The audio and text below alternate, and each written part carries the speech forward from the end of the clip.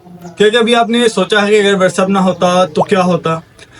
Family group से लेकर study groups तक हर काम यहाँ व्हाट्सएप पे है।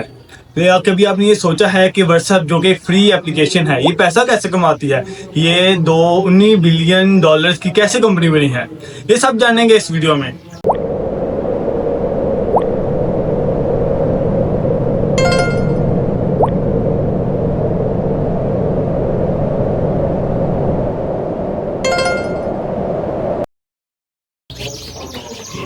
2009 में जॉन कॉम और ब्रायन एस्टम जो कि दो दोस्त थे, जो कि पहले याहू कंपनी के एम्प्लॉय थे। इन्होंने याहू कंपनी से इस्तीफा लिया।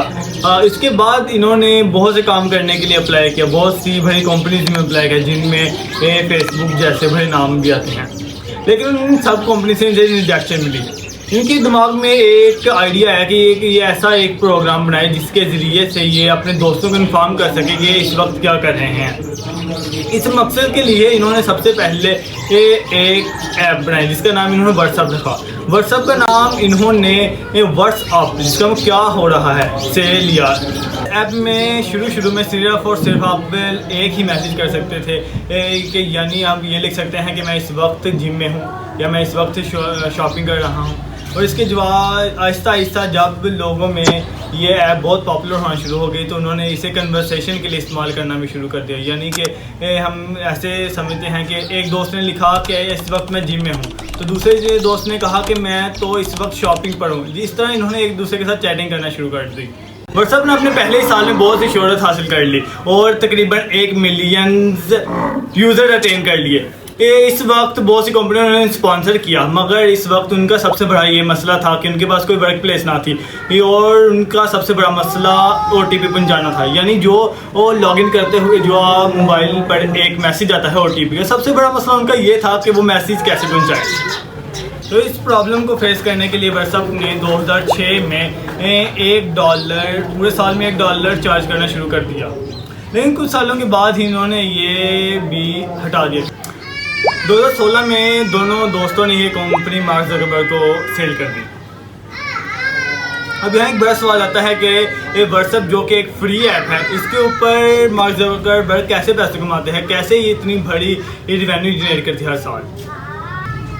व्हाट्सएप दूसरी कंपनियों के साथ लिंक है, जैसे कि हम देख सकते हैं कि जब भी हम कोई टिकटॉक, यूट्यूब के लॉगिन करते हैं तो हमें उसका मैसेज व्हाट्सएप पर आता है, उसका OTP हमें व्हाट्सएप के ऊपर आता है। ये व्हाट्सएप उन कंपनी से पैसे चार्ज करती है इस OTP देने के लिए।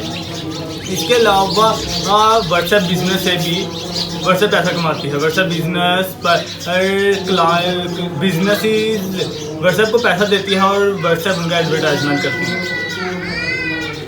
व्हाट्सएप का डाउनफॉल तब शुरू हुआ जब इसके ऊपर प्राइवेसी लीक करने के इल्ज़ाम लगे।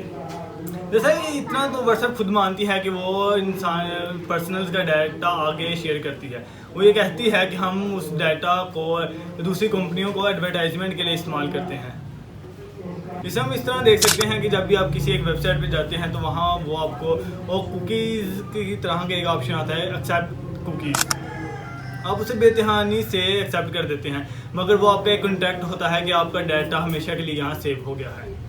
इससे आप देखेंगे अगर वहाँ आप कोई चीज़ सर्च करते हैं और उसे बंद करने के बाद कोई और वेबसाइट खोलते हैं तो उसी चीज़ के आपको उस वेबसाइट पर ऐड आना शुरू होता है। ये इसी तरह होता है कि वो वेबसाइट वो ऐप आपका डाटा उनके साथ लिंक करती है और इस तरह से व्हाट्सएप भी पैसा बहुत शुक्रिया वीडियो देखने के लिए। मुझे उम्मीद है कि मैं व्हाट्सएप का मॉडल आपको समझा सका हूँगा। अगर आपकी कोई फरमाइश है कि इस टॉपिक पर वीडियो बने तो हमें ज़रूर बताएं, और अगर आपको इसके ऊपर कोई सवाल है तो उसके बारे में भी हमें कमेंट सेक्शन में ज़रूर बताएं। बहुत शुक्रिया, फिर मिलेंगे नई सोच के साथ। अल्लाह हाफिज़।